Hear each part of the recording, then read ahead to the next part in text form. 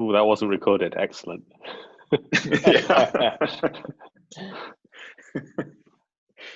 Okay, so welcome to this week's Cloud Foundry on Kubernetes Special Interest Group call. Looking at the poll, I think at the moment what's leading there is what is the state of Cloud Foundry /CF for Kubernetes, UAA question mark, KP question mark, Irene question mark, CF, Kubernetes networking question mark, logging. On the other hand, I think over in the release integration Slack channel, Daniel asked a question around what I think is kind of a recent addition to the Cloud Foundry repository, which is the CF on Kubernetes project. And I guess the positioning or like the headline of that project. So yeah, maybe Daniel, you want to like ask your 1 or 2 sentence question around that project, and then we can collectively decide if that is maybe also something that we should talk about in this call. Cool, actually, thanks. Bernd, if I may interrupt for a quick second, the Sure. Cloud Foundry /CF for Kates that I put in there is actually that repository. Oh, I see. Okay. Because I also put in just a Cloud Foundry Slack link, which is probably not too descriptive, but yeah, okay. But now, sorry, Daniel. Oh, thanks, folks. I suppose I'm coming at this from representing the views of customers and potential customers of if somebody is going to adopt Cloud Foundry on Kubernetes, where should they start consuming stuff from, and will there be one place for all time that will change its contents and change its shape to give people confidence that it's a decision worth making? I've got a meeting hopefully next week with a potential customer who is asking me, should I use Cloud Foundry or Kubernetes? I want to say to them, you can use both. There's a thing that's ready. Start using this, and eventually that will become where all of the Cloud Foundry community congregates for its Cloud Foundry and Kubernetes efforts, without having to say to them, oh, you've got to pick one of these 2 repos, and this one isn't ready yet. That one's much more ready, but it's not going to be the final thing, and then you have to switch to this other one. That wasn't 1 or 2 sentences, but that's the best I can do. Well, great summary, I guess, and I think like it's somehow a follow-up of last time's conversation as well, right? Where we talked about like kubecf and the activities that Sai and team are doing, and how like one could start from kubecf and then probably bring in more quote unquote Kubernetes native components into that. And I think like part of your question, Daniel, was also like, is that discussion and the outcome of that discussion still valid, or like does that project change anything?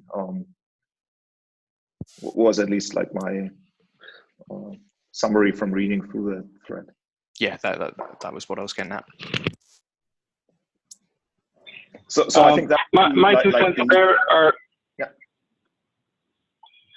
Yeah, I was just gonna say about describing it as the canonical way, I think takes away a lot from the kubecf project. And I mainly agree that we shouldn't call either one canonical, at least not yet, right, until we have something. Yeah, so I'm just going to say that I updated the README. It was a carryover from CF deployment. When I was typing in, I was trying to keep it similar, but I removed the word canonical, so it just simply says it's an open source project for installing Kubernetes and Cloud Foundry. I feel the need to say, Thanks, thank you. Everyone knows Red Hat's better than canonical anyway.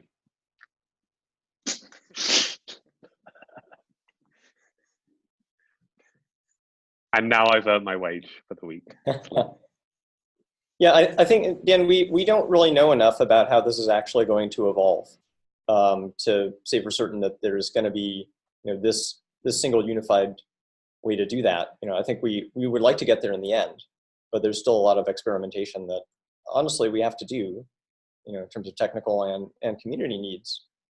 And we still want to do that experimentation in the open source. So it might be messy for a while, but I think that's going to be it's going to end up better in the long run for us to be navigating all of that out in the open instead of having all of that happen behind closed doors and then popping it out closer to a point of completion or stability. I feel like maybe so what we were saying in that Slack thread, I think this is like the important thing. There's the destination and how we get there, and I think maybe we're confusing the how we get there with the destination at the moment, right? Like the actually important thing, I think, is that where we end up is something that feels minimal and simple and Kubernetes native, and that doesn't involve lots of BOSH manifests and all of that kind of stuff. And I think this is maybe the critical thing that I'm not sure we are aligned on, but I think this might be what people are worried about. And I think we need to have a path for people today, and a path that if people take today, they will, we can be confident that they will continue to have a good time, even as other things, even as we get to that end point, right? I think some of the worry, validly, is that I agree. I don't think we can just start from kubectl and just evolve to simple. I think it's really hard to evolve to simple. I think we actually do need to start with simple and get there. But we also need to have a way for customers who start with kubectl now to continue to have a good time. I think I'm going to make it even more difficult for everybody, but like mid-long term, we also need to have that kind of plan on how to move for everybody that's BOSH based today, right? But then at the same time, you wouldn't take like CF deployment today and kind of start to, I don't know, change it over time to kind of result in something that's minimally and Kubernetes native, I guess. Right. And it's quite possible you fix one, you fix the other. So it sounds like the undercurrent across these separate concerns is really having a set of practices and tooling for migrating between environments. Because if we're not going to do in-place migration of CFD or possibly kubectl or CF or what have you, we need an easy way for customers to migrate from foundation, A to foundation B. Would that be sufficient to help sort of ease these concerns between the different projects and how we bridge the gap between them? For what it's worth, that's what I was thinking. That's what was in the back of my head when I said you solve one, you solve both. Like actually, if we have a way to migrate, a lot of this stops becoming such an issue. There is I think that would be great, and I think that would be really useful. I think that there is a very separate to the engineering and what actually happens kind of viewpoint is the perception of customers. And if we end up in a situation where somebody picks to use, say kubectl now, and then it is presented that that repo ceases to be, and you've got to use this other one, and then you've got to get some professional services people in to do the migration for you, or you've got to use this tool to migrate from the thing you were using to the brave new world. Maybe it's the repo that CF4Kates becomes. I think that will do damage to people's trust in the brand. If say that they were using kubectl and that became eventually all of the parts in it got swapped out for CF4Kates, and there was a seamless transition, and the tooling and the deployment mechanism and operators and things like that manage that migratory path for you, then there's no undermining of trust and faith in the brand, and no kind of unpleasant surprises when someone's like, hey, you told me I should be using this thing and that it would be great and that Cloud Foundry and Kubernetes was ready, and now you're telling me that I have to give you more money to handle the migration for me. Does that make sense? To be fair, like I feel like most of the topics you just touched are more about like a distribution of Cloud Foundry. I mean, this would be in a similar fashion saying like, hey, the VMware Pivotal people like now postulating that everything that is done for CF4Kates needs to integrate like perfectly in Opsman, because this is the way currently their customers update and install the platform, right? Like to me, this seems like a distribution concern. Right. I mean, and less like open source work. Like just an analogy, right? Like in the Kubernetes community, most people use a variety of tools. So KubeADM is probably the most popular. Soon, the cluster lifecycle stuff will come along, and there'll be CRDs for creating clusters, and that will completely change how most people manage Kubernetes clusters. That's a different story from like the various distributions hiding that from their customers, if you see what I mean. Right, there's the underlying components and there's the distribution. And it would be a shame if the Kubernetes community or the Cloud Foundry community were like, oh, we can't change technologies because it's wedded too much to what people are deploying this with. And I think a migration tooling would actually allow a distributor to like provide a seamless path. That's in the background, right. Actually changing completely the way it's deployed, and then moving the apps over, and everything is fine, and the end customer actually doesn't see anything.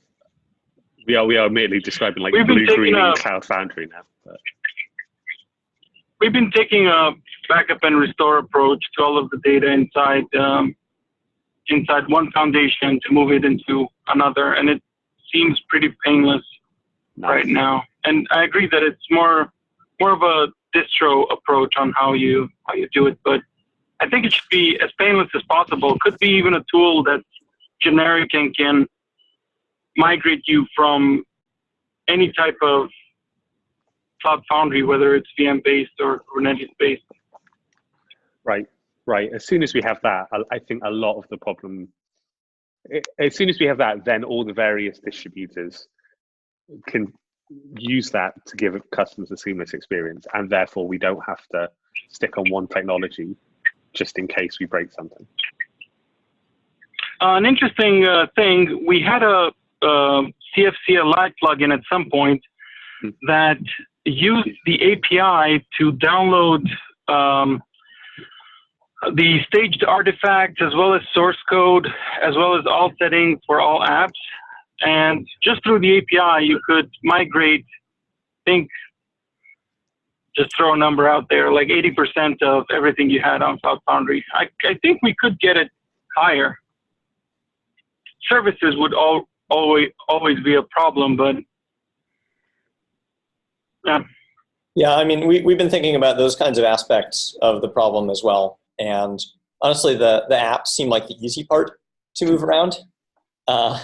And it's more of where that Cloud Foundry environment connects to the outside world via those service, like system of record for service instances and service bindings, or also splitting ingress traffic across environments in a reasonable way.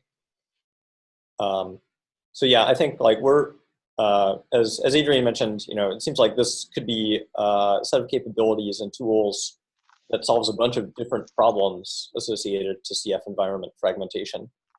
And we're getting interested in more concretely pursuing some of those approaches to address at least like, the 80 or 90% of this problem space.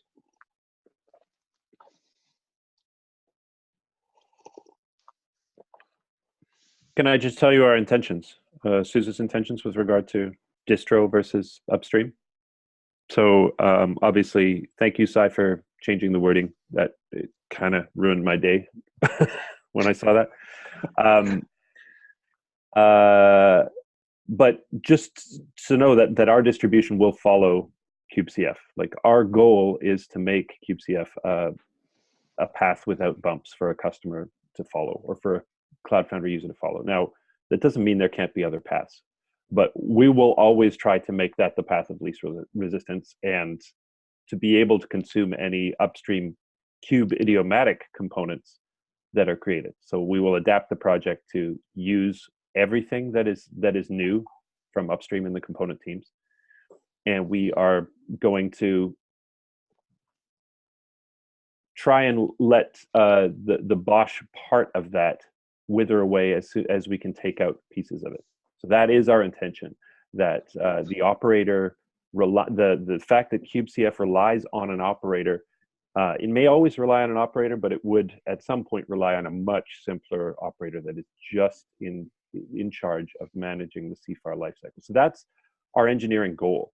As a community, anyone can get on board that, as long as we don't have a situation where one integration point project is chosen over another. So if we're still in that state, we will continue to forge ahead, and we'll sort of try and get mind share from the community by making that the best way. Now, there's various opinions on whether we'll be successful in that because of the design and stuff, but that's from a product side, on SUSE product side, that's the way we're going. You guys can all see that. It's worth saying, and I should write this down somewhere, maybe in a blog, so that it's on the record. We are putting this upstream as soon as we hit 1.0, which is very soon. I think we talked about the week of February 24th. I think we're okay putting that directly into the Cloud Foundry Foundation. I'll talk to Chris and to Chip about that to make sure that's okay. Please raise objections if that's a problem. I think it's only fair, given that CF for K8s went directly into the foundation rather than the incubator. So, and I think we have the support of the foundation for that, because we've been talking about it for a long time, and it's been part of, it's been associated closely with the Quarks project. So that's our intention, just so you know what we're doing. We want to be really transparent so that our partners know what we're doing, so that our customers know what we're doing. And at this time, when it's there's perception in the press that, oh, Cloud Foundry doesn't know what it's doing, we need to attack that. I mean, you might have seen some of the press that we've seen recently about, oh, what's going to happen now that Pivotal's gone to VMware? Maybe nobody's going to take care of Cloud Foundry. I mean, we're all here. We're all talking about that. We are going to take care of Cloud Foundry. We've got a vision for where it's going. So now we got to start making some noise about that. So SUSE's position is, we're all in on kubecf. We're going to share it with everyone. We've acknowledged the objection to CF operator being really more of a BOSH operator. I'm not going to rename it right now, but we get that it is a BOSH operator and that we will maybe need a BOSH operator, but it should be separate from what takes care of kubecf. So sorry to drag it back to that. I just wanted everyone to be clear on what our position was and what we intend to do. And that's, yeah, just to provide some clarity there. I don't know if so add to that.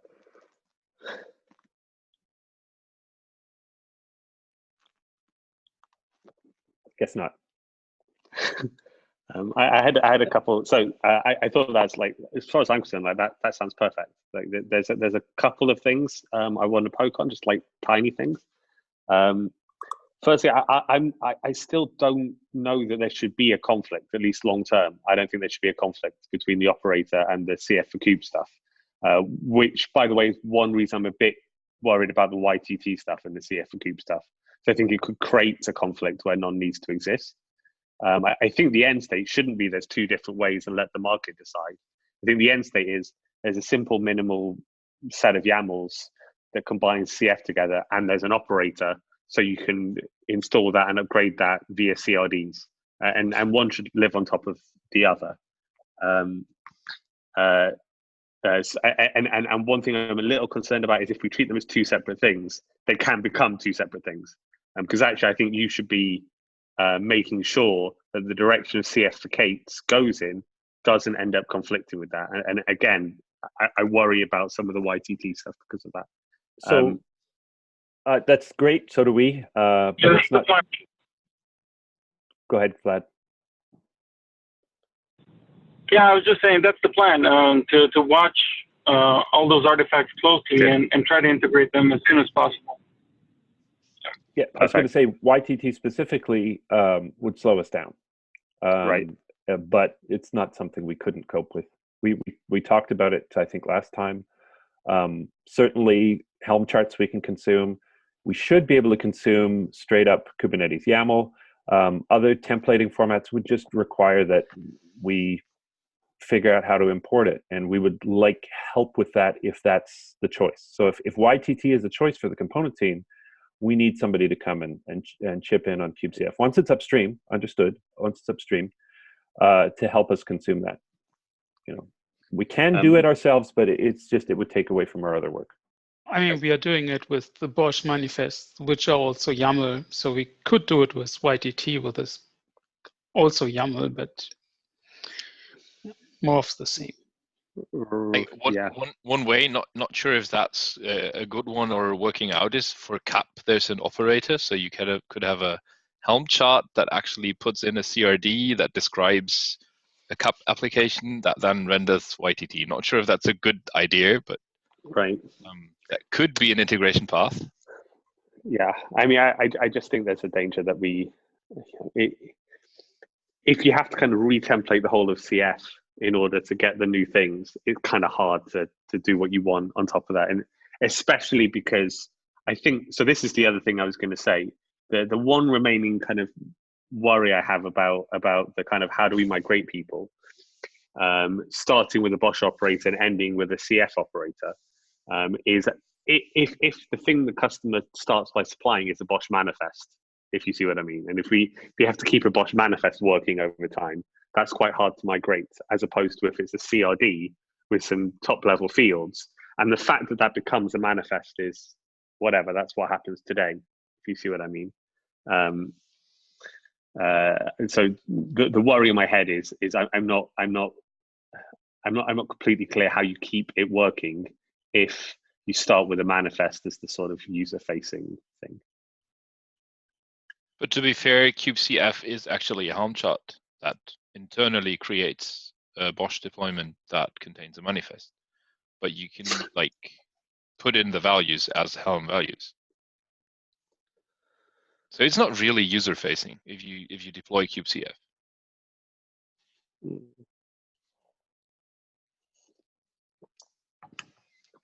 Yeah, maybe.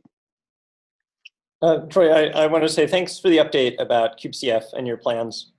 I was wondering, I mean, you kind of, it seems like you have this kind of big bang introduction for kubecf. And I remember a few weeks ago you saying you were doing some cosmetic cleanups within the kubecf repo just to remove all like SUSE-specific things. Is there a reason not to propose it just for incubation now? I'm assuming it would go into the app runtime PMC. Yes. So the reason we don't want to do that two-stage approach is it's just each time we move it, there's a little bit of drag on the team in terms of the repo moving and having to make sure that the pipelines, the public pipelines, are working properly.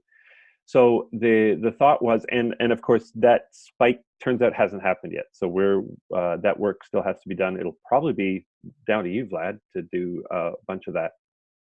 And also we want the docs in a good enough shape that anyone coming to it for the first time can, right from the upstream project, use Cloud Foundry. So we want to get that in shape as well. We're just a little behind on that, that's all. And we could move it in a sort of half-finished state into the incubator, but that's just, and then 2 weeks later move it to Cloud Foundry. We could, but then it's just one more move that is really kind of pointless. It is fully baked. It's working right now. I use it. That's my Cloud Foundry. It's just we haven't felt, because of the lack of documentation mostly, and the fact there might be some SUSE artifacts still in there, we haven't felt comfortable putting it upstream just yet. Is that satisfactory? I mean, do you get why? Yeah, I think that makes sense. I mean, there might technically be like a quantum state of incubation that it lands in according to whatever the governance laws. Well, no. We can do that in a two-stage. So I just want to challenge you. Why did CF for K8s go directly into without going through incubation? Well, there's a difference in terms of the foundation governance between project team and repositories. So the release integration project team is developing CF for K8s. And so since they're an active team, they get to put things into the active repositories. Yeah. So, and then that raises the question, does kubecf fall under the Quarks umbrella? Because then it would inherit that same privilege, but is that the best governance model for it? Or is right, so I think that's where we'd actually need to talk about the specifics of the project team associated to that repository. So it sounds like, given the locus of expertise on kubectf is with you and Vlad and the other SUSE folks and some of the IBMers that have been contributing, that might make the most sense as a separate project team within the app runtime PMC, because I don't think it's a Bosch thing. I mean, this is that's the thing. I mean, we could lump it under Quarks, but that doesn't seem right because it's a CPAR distribution. It just seems like the wrong PMC. Yeah, app runtime makes more sense.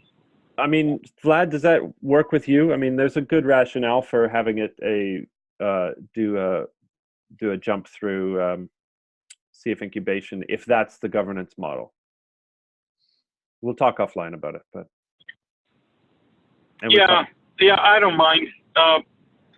Whatever works and makes everyone comfortable. But yeah, I think it's not Bosch. It's definitely runtime. Yeah.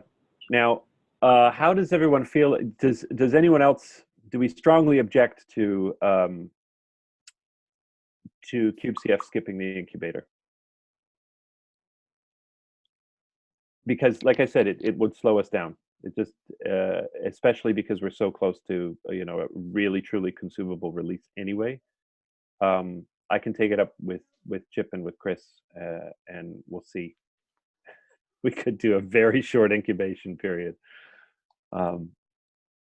Eric, so feel free to like if we are following whatever is written down for and with the foundation, that's not like our round to decide this stuff, right? Yep.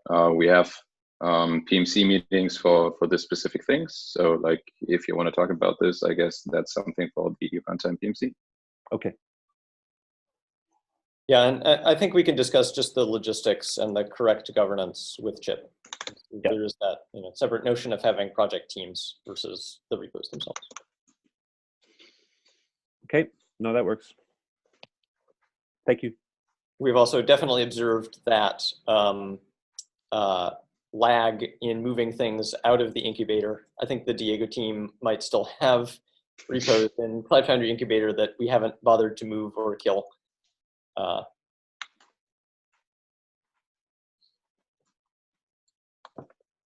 That makes sense. I understand the governance better. Sorry to hijack the agenda again. Do you want a quick update on the technical project manager proposal from last week? This was UA was proposing, first of all, that SUSE contribute someone to the release integration team, which I don't know if we have that person. The TPM role that she mentioned, we may have. But I think we have considered putting someone a half-time resource, if that's helpful.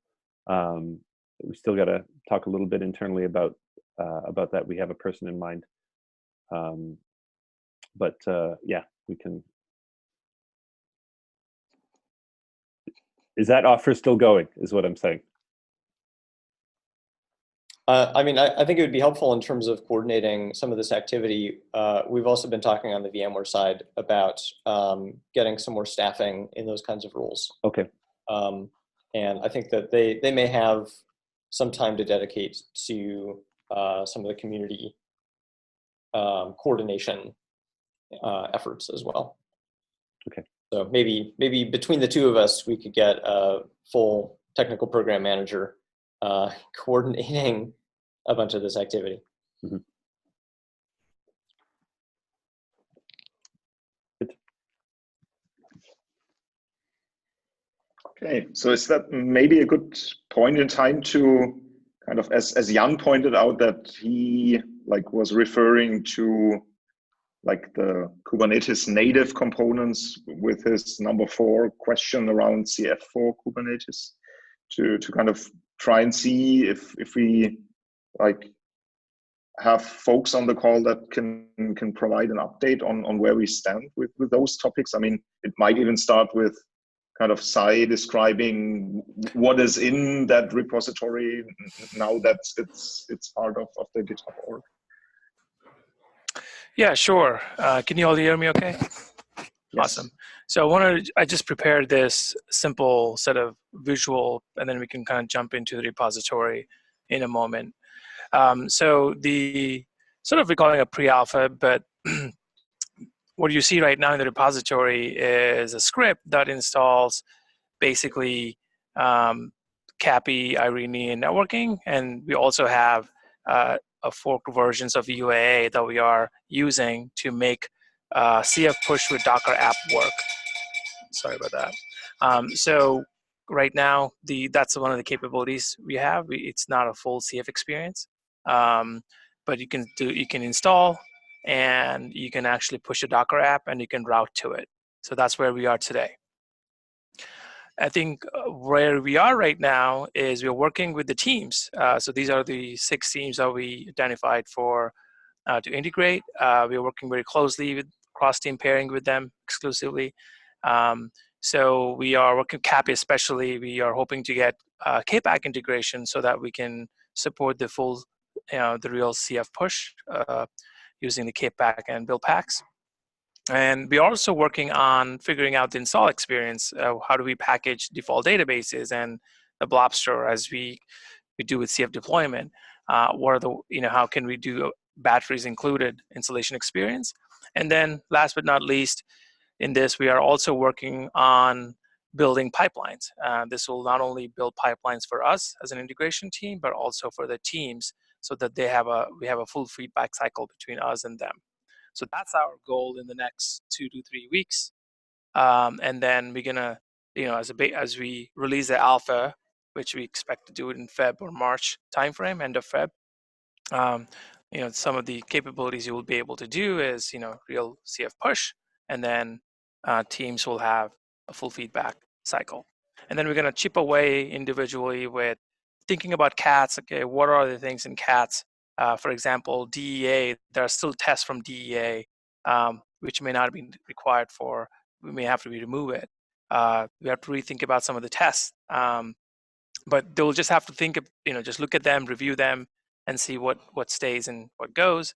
Start thinking about day 1 experience, and then sort of chip away capabilities, and then to day 2, and then so on and so forth. So that's a very high level thought around how we are progressing from where we are today to where we want to go towards GA. I'm going to pause there before if you have any questions, concerns, or things that stand out. I feel like somewhere along the way, you mentioned like cutting things like DEA specific tests from CATs, right? And if we're not only talking about test suites, but we are talking about real functionality, at some point in time, the decisions might be necessary to really cut existing scope. To say there might be existing use cases in Cloud Foundry we will not support or not support at first in the Kubernetes-based world. Where would these decisions happen? How would we decide on these things? And so on. This would be interesting to me. Yeah, I think I expect that to be a proposal. They'll go out to the community in terms of like, hey, these are the tests that we identified. The use cases are not supported at all, or this is just a relic that we plan to remove in the Bosch world, but we never got around it. So I expect that to go out as a proposal, and then we can collab on that.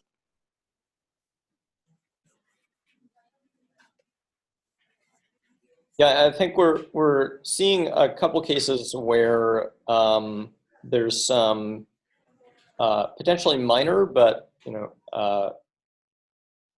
perhaps also significant to users, cases where there's real behavioral change. I know there was, so I think there was a PR that the networking team sent into CATS, where they were introducing some conditionality because when Envoy is acting as the HTTP proxy instead of the Go router, it has some slightly different behavior in terms of like passing through or modifying some of the query parameters.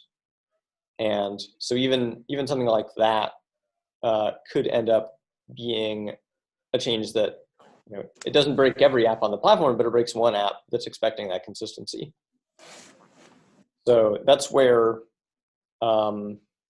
traditionally we've relied on the judgment of, especially the individual project teams that are responsible for those components or areas of functionality, not to make those kinds of breaking changes.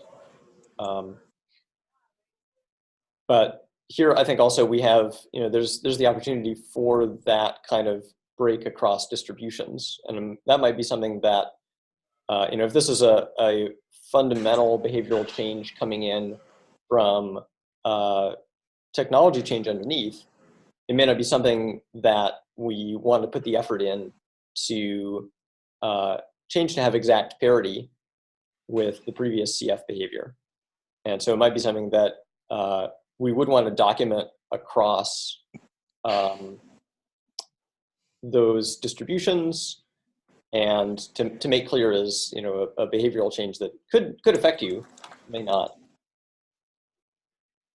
That could also be a rationale for having more multiplicity or complexity of configuration in those distributions. If you have an existing environment that is relying on that behavior, then you might have to stay on the existing system or distribution until you resolve it. Yeah, that's a good point. Thanks, Eric.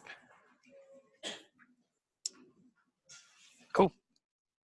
Is it really DEA tests or Diego tests? Sorry, I believe there's DEA tests and also Diego as well. There might be a compatibility test for apps that were staged on the DEAs, like that their droplets can still run on Diego. It's possible, yeah. That's the kind of thing that maybe could fall off at this point. So I'm going to share the repository. So just to give a glimpse on that. So we updated the instructions a bit more helpful for folks to install. But as I mentioned today, you could only run CF Docker based apps. And I think the next big milestone for us is CAPI integrating with KPack and build packs, so we can do the real CF push experience that we are accustomed to. Anything specific you want to call out? But we are using CAP as a way to install Kubernetes. So CAP allows us to manage the lifecycle of the installation. So when you do CAP delete, it deletes all of the Kubernetes objects that we have installed via CAP, similar to Helm. And then we're using YTT for templating. That's what the teams are using. So we are basically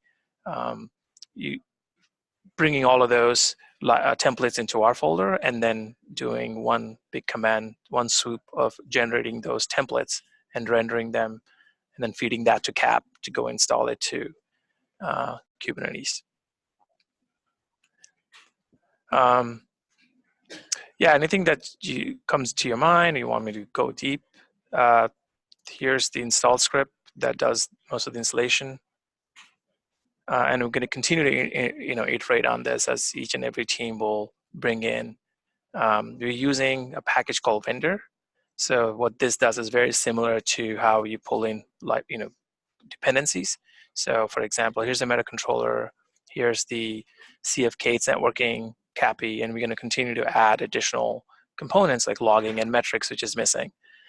One thing I do want to call out, that when you do a CF push, if you install this today, if you do CF push, the app will be running, but you will get an error back because we are missing the logging and metrics component, but the app is actually routable. So just keep that in mind when you take this for a ride. What else?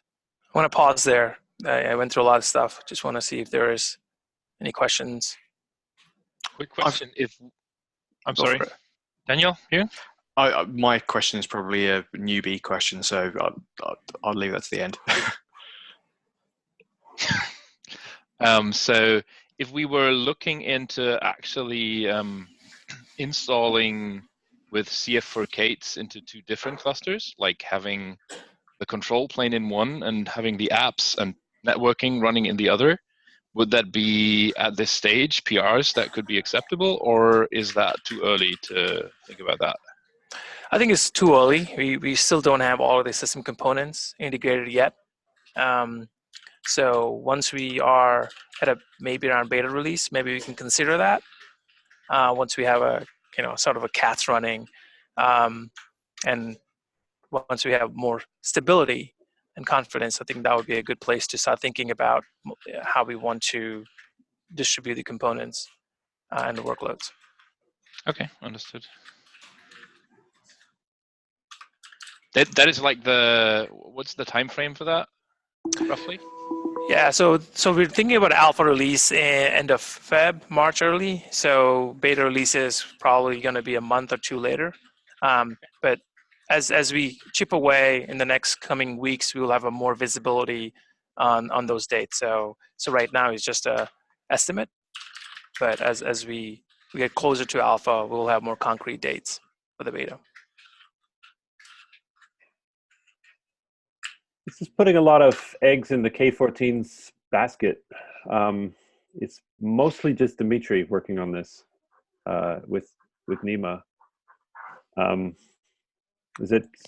Are we fully committed to that? Though that tool chain, the YTT and CAP at all? So we are looking at CAP for a variety of things. It's like the experience it provides, very similar to Bosch, right? The Bosch, when you deploy and upgrade, it allows you to manage the entire life cycle. So at this stage right now, we believe CAP is the right tool for that, but we are open to suggestions if there are any other, tooling out there that could help us manage that life cycle. Because we're looking at it as three different parts. Like one is templating, right? So one really bringing all of these templates together. And then the second part is how do you manage the life cycle on Kubernetes as a whole, CF, because it does install quite a few KH resources, and CAP nicely manages those, reconciles those when you do upgrade, and deletes them cleanly. No, I get the reason you're using these. Yeah. The tools look fine. It's just that they're not broadly adopted in the Kubernetes community. I'm proxying feedback from Tulio Assis, who mentioned this. Like, you chose a tool chain that was created like Bosch was specifically, for this task, rather than adopting something that was more broadly used in the community. Just warning you that that's a path to non-adoption in the Kubernetes community. It's something to be aware of. It's I've seen a demo of it as well, and it looks, the stuff looks good. It's just I don't know a lot of people outside of our community that are using K14 stuff. Yeah, I think it would be great to explore having the ability to have sort of as we briefly mentioned earlier in the call, have a base set of Cloud Foundry, deployment specs and other resources that are not templatized, and then different distributions or projects could then add templating layers on top of that to template, config maps, secrets, overlay different settings that you may have on the base templates. So if we eventually get to that stage, then I think that may quell your fear of the dependence on K14's tooling, because the base deployment specs would not actually have any templating at all. So the out-of-the-box experience may not be quite as rich, but it will be more extensible downstream. Right. Yep. For what it, I nearly knocked myself out nodding then. This is why I worry about I think templating in the base is if you template at the top, we can do all sorts of things at the top.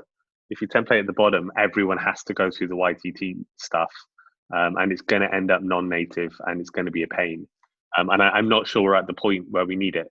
I think I would like us to try to knock our heads against not doing any templating, and see what breaks. And then maybe we need to add some templating higher up. But if you start with it, it's really hard to get away from it. And I think a lot of people who've gone in with Helm over a period of time have realized that templating blows, and it's better not to do it. One of the challenges that we've seen with some of these components as they've been brought onto CF for Kubernetes is many components are not written in a way that they could accept configuration via config maps or files in some ways, right? Or, you know, they're sort of configured, they're expecting a very specific way of being configured. So it made it much easier to add those into the pod spec definitions and things like that. So I can see in some ways the way the templates look now may not be the final stage because some of these are in service to get a working control plane by some definition of the word, such that we can have a base to iterate on and make it more, you know, production ready, extensible, all that sort of stuff. Right. I mean, yeah, a few hacks to get a working thing is more than understandable. Right. It's just there's that tension that if you if we put, there are some dependencies that you put in too early, and it's really hard to get rid of them again. And I'm just going to say monet and leave it there, right? Monet seemed like a great idea at the time, as did Ruby and ERBs, right? When we started with the Bosch stuff, let's just have ERBs that interpolate with Ruby. You can't unpick that ever, right? Like we should never let people put imperative stuff into the ERBs. And once you have, you can't undo it. So I'm just like, I feel like this is one of those things that's going to kind of affect everything. And you're going to have this very static sort of templating where I have to kind of template all out the YAML kind of offline first. And that doesn't lead to a very dynamic system in the way that CIDs and config maps do. Yeah, completely agree there. Yeah. So the main distributors and the people, the kind of primary members of the foundation, is there a sense, I'm guessing maybe probably not for the people on this call, but the tension between getting stuff done quickly and getting wider spread adoption and engagement from CNCF ecosystem developers? There's a tension between those two. Like, you could use all of the K14's tooling now, enable yourselves to go quickly to be able to get CFKs out, get it in the hands of customers that you already have. That's going to, as people have mentioned, alienate folks that kind of come into the ecosystem and go, what's all this weird tooling that we've never seen before? And it will be like Bosch all over again. The alternative is you don't use any of that tooling that helps you go faster, and then there are commercial implications from that, but you get wider kind of engagement possibly from the Kubes ecosystem. Does anyone think it will be possible to kind of come to a collective understanding of where on that spectrum the community wishes to go? For example, you could make that more concrete by saying, when something is GA, we will have not included all of these tools. We use these tools to get going, and then there will be a kind of deadline by which we decide to just be issuing native vanilla untemplated Kubes YAML. Is that the sort of thing that might be useful and might be achievable? Yeah, and I think we've been wrestling with that issue a lot around, like, do we adopt tools that we don't like or that have serious deficiencies but they're used, or do we build tools that work and work to our standards, but then go through the lift of getting adoption of those? And this is like this. We should fix upstream. Yeah. Sorry.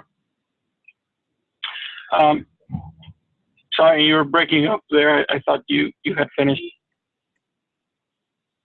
Oh yeah. So I just sorry. Right, and as we've been coming together with VMware, we know there's a lot of other opinions internally here about that, and I think we're trying to chart a course through those kinds of recommendations as we get integrated into those types of concerns. So I think there's been some enthusiasm here for making a broader push for the K14's tools, but I wouldn't say that that's 100% definite yet. It might be something that we actually, like, we look for feedback on. You know, we can't make a decision now and expect that to necessarily pertain even in 6 months. It may be worth putting more muscle behind the K14's tools if we think that they're the right approach, and going into the community and saying, like, Helm is garbage. You know, if you want to do templating, this is a better way to do it. kubectl apply is unreliable. Like, you know, there's as declarative as we want Kubernetes to be, there's still ordering dependencies. There's still bootstrapping that needs to happen. And this is a tool that is trying to strike a better balance there. So I wanted to ask if there are deficiencies in upstream projects, why not try and fix those deficiencies upstream? Why build something new?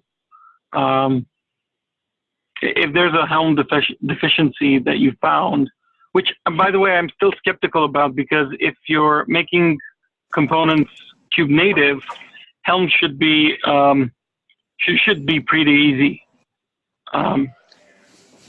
But anyway, yeah, if there are deficiencies, why not try to fix them?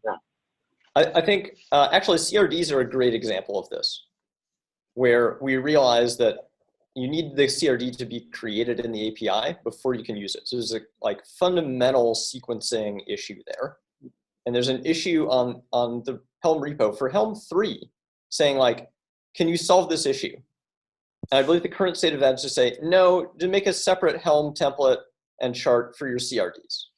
So they're pushing that ordering concern out of Helm into the structure of any projects they're using it. And to be fair, we hit that. Like, we have to actually deploy the operator before we deploy kubectl.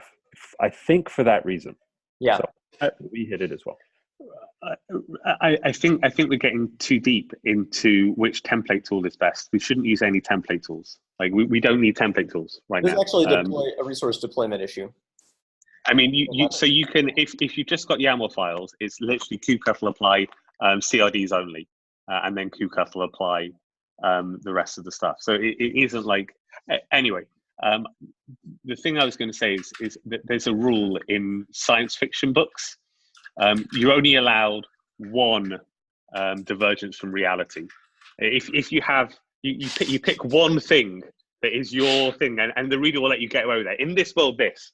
If you have 5, then the reader's like, this just doesn't make sense. And there are no rules in this universe, and it doesn't work. And I think it's okay for us to say, here's our opinion where it's different, and we just can't have everything be different. Right? We're already asking people to make a leap into some areas, and I think you've kind of got a budget. You've got a weirdness budget that you're asking people to, you know, take on this new cognitive load. So everything has to kind of pay its cost in weirdness, and I'm not convinced that YTT does, at least to begin with. That's troll, Jules. Then how do you describe Ring World? There's so much weird stuff in Ring World that, you know, Terry Pratchett will always always be the exception that proves the rule.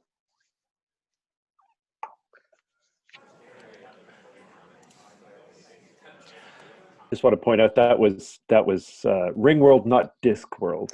So Ring both World. Well, go over budget on weirdness, different ways. Well, let's not get into the Hitchhiker's Guide to the Galaxy. And yeah, this is the difference between science fiction. This is the difference between science fiction and fantasy.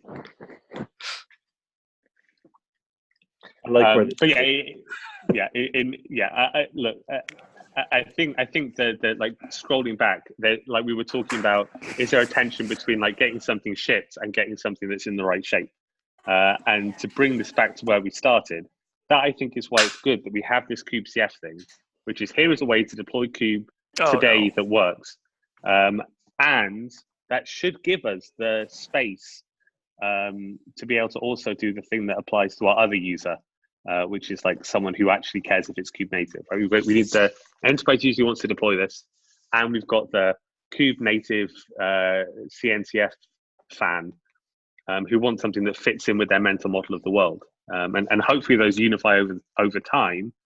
But I don't think we have one thing that's going to fit both today, and maybe that's okay. Well, I have a question with that too, though, which is overall, I'd say, experience and product direction of Cloud Foundry in general in terms of Kubernetes. Because if we look at CF as it is now, it's definitely an appliance that is installed onto a Kubernetes cluster. It does not have custom resource API. It does not, from the application containers, you're not able to hit the K8s API, other things like that. So in terms of a customer who wants a Kubernetes native experience, regardless of our templating, packaging, distribution, it's not going to be Kubernetes native. So if that is who we are targeting with our distribution decisions, we're not only not going to succeed with that customer segment, but we're also going to have a less expressive experience for our own needs and our own installation. So I think we also need to figure out who are we actually targeting with that, if we are going to take it to that sort of CNCF portfolio extreme. This, for what it's worth, is one reason I've been pushing on that thing of we should all be using CF to deploy CF, or at least using something CF-like, because we need to figure out what are the ways that the CF experience itself need to change, so that we maintain the simplicity of CF and the things we like about it, but it does start to feel more native to fit in with everything else. Because unless there's going to be a world where people only use CF, right? They only push 12-factor apps. It's going to need to fit in with everything else, and everything else is moving in that direction. So we need the fact that it's going to run on top of Kubernetes, in my view, is necessary and not sufficient. We also need to use the fact that we no longer have to spend effort writing our own scheduler, right? We need to use that to evolve the UX as well to be more native, and there should be more CRDs in there if you want them, right? There should be escape hatches if you want them. And we need to start, one of the reasons I don't want us to go straight to kubecf is we all need to figure out what are the gaps, what does and doesn't work, on what are the things we want CF to do, what are the things where it should be more like Kubernetes, etc. I don't disagree with your statement that right now CF doesn't feel Kubernetes in itself, but I feel like that has to change. Hey folks, so looking at the time, I think 1 minute past the scheduled timing. I feel like we again kind of started discussing a couple of items that kind of hopefully make it then to the proposal list for next time. So I'm going to open the voting then for next time, a couple of days before the meeting. And as always, Jules, be prepared to be called in for a Irene 1.0 demo, because that's one of the few items that I think we haven't ticked off so far. Very ready, prepared for anything, but let's see what happens. Okay. Keep pushing thanks, everybody. We need 2.0 demo. Oh yeah. let's hit 1.1 first. Okay. Thanks everybody. Have a great day. Thanks everyone.